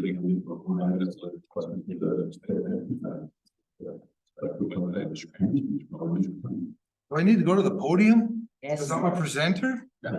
Yeah. There's always a presenter. All right, well, this is something I brought up from right off the law conference, for those of you that remember, I brought up two things. This was one of them, and I made mention of it, and we needed to get this in because again, at the law conference, we learned so much from our attorneys. From the trust, and they mentioned that we need to do this, especially in the Phoenix area, and this is what the created out of Senate Bill 1270 is, we need to let the public know that when we open our doors, because we need to let them know the seating and everything to them. Because there was a big rush from all the COVID and everything else. I see on this agenda now, we have the fact that we stated on there was that doors open 30 minutes prior to start. That's following Senate Bill 227. We hadn't done it. This is the first time. Thank you. There it is. Quick presentation. Quickest presentation, and I followed the time limits too. Ms. Hogan? I mean, that takes care of it. Right, Ms. Vasquez? I'm all for it. I think there was one thing that we talked about, Mr. Luber, that I thought we were gonna bring up, but we didn't, which was having proper seating for. Yeah, I know, but I mean, we can't, and I said to you too, that we can't always see how many people can have a call the public, so you never know. That was really overwhelming that one day when we didn't have the proper seating, but we discussed that already, so. And since you're bringing that up, is there something that is marked for how many this can hold, this room? There used to be. Yes. You have the occupancy, Angie. Scott sent it. Because what is going on, what you just said, is that we need to post it, because then if it does get too full, we have the right to say, we're closed now because we're at occupancy. And if it's not, then it goes into that, there's no occupancy, so I can come in. There used to be a. So I think, thank you for bringing that up. Because it should be posted, It was, I just don't know what it meant. I know Scott. nevertheless, it should be. If it can be painted or something. We may have. I would love to see that as a board. Yeah. Outside. Sir, though, for the sake of the principals, I'd really like to excuse them if that's okay with you, so they can go home. It's getting really late. And you got your families and you got school again tomorrow, gotta run the ship again tomorrow. So, if it's okay with you, I'd like to. It's fine. So, you guys have a good evening, have a happy Thanksgiving. I won't see you guys again. Wish you all the best and I will. happy Thanksgiving. God will. Lots of cheer with your families and friends. Meet you.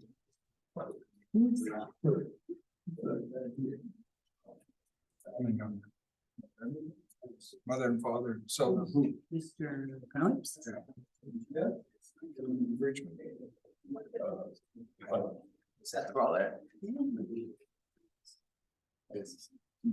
All right, but Mr. Ramirez, so that was it. Okay. It was just a presentation, so this is gonna be the shortest presentation if on record. Okay, so if you would like to move on then to ARS 15341. 39.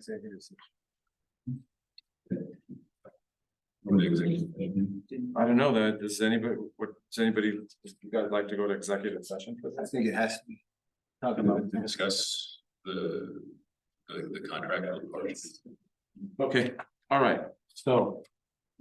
An executive session pursuant to ARS 38431.03A12.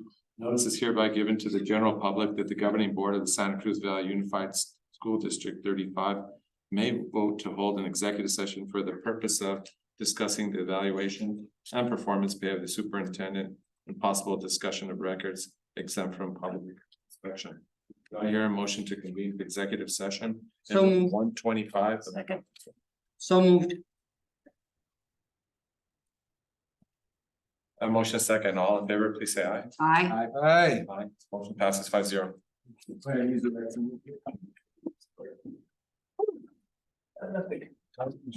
Holy moly.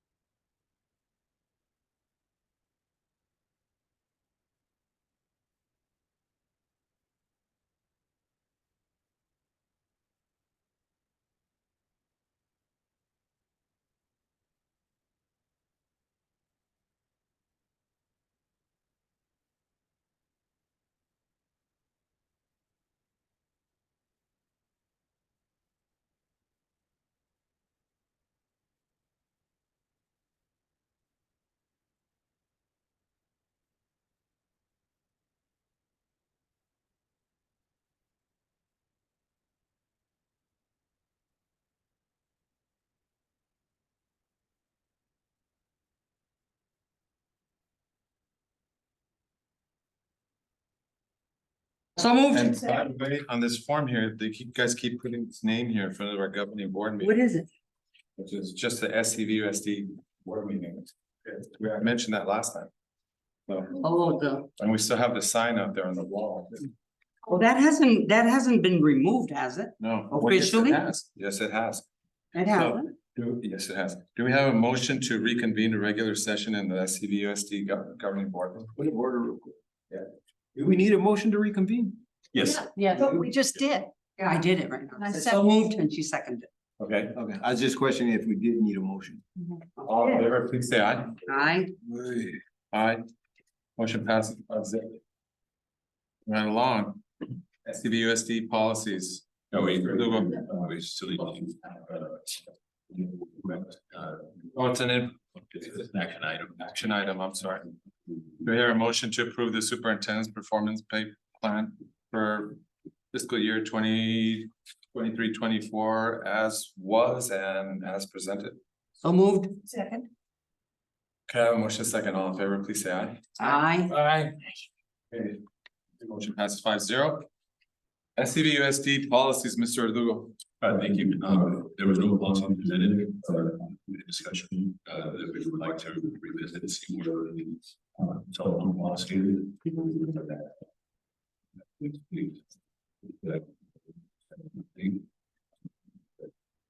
I was going, fit in that. Bring that back. Please, do it. Thank you, sir. Okay. Okay.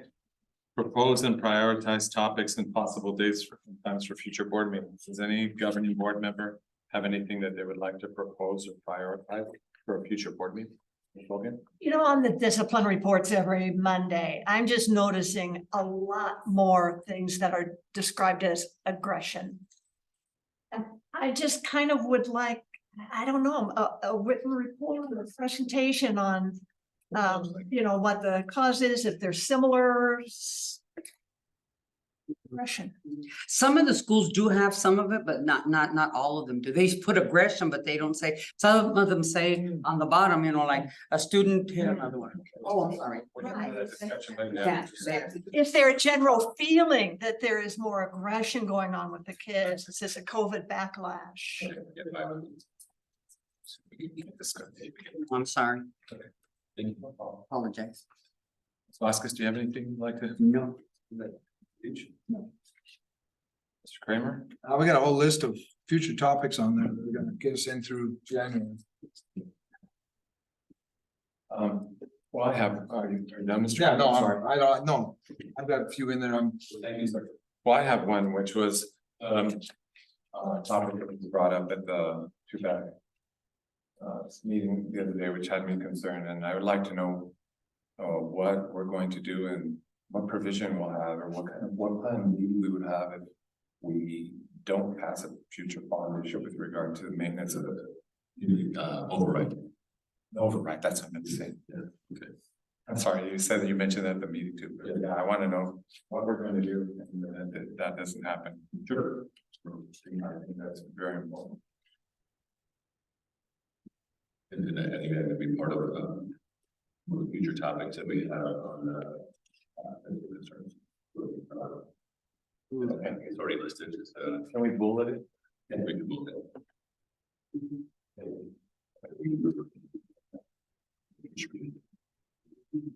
The election. Thank you, sir. Consent agenda. Does any governing board member have anything they would like to remove from the consent agenda to discuss? Ms. Fobian? That was a no. Ms. Vasquez? I have nothing. Thank you. I have nothing. Mr. Kramer? No. I have nothing either. So do I hear a motion to approve the consent agenda as presented? So moved. Second. A motion is second. All in favor, please say aye. Aye. All right. Aye. The motion passes 5-0. And I just, before we end, I'd like to again wish everybody a happy Thanksgiving and wish you all cheer and all the love and you from your family during that time, and I hope you spend it with a lot of friends and a lot of family. So I wish that to everybody. listening. And having lunch and as. Oh, happy birthday. And his too. Wow, happy birthday, guys. Yeah, cake. And Melissa's, Dr. Lenderville. Who's? Ah, happy birthday. Happy birthday. Happy birthday. Should have known, should have brought you a cake. Huh? 42. 45. 37 and a half. Tried to give you 3. It's okay. Hmm. I'm fast carrying anyway. Happy birthday and happy Thanksgiving. And as we have no further business to discuss, this meeting is adjourned at 7:16. Thank you.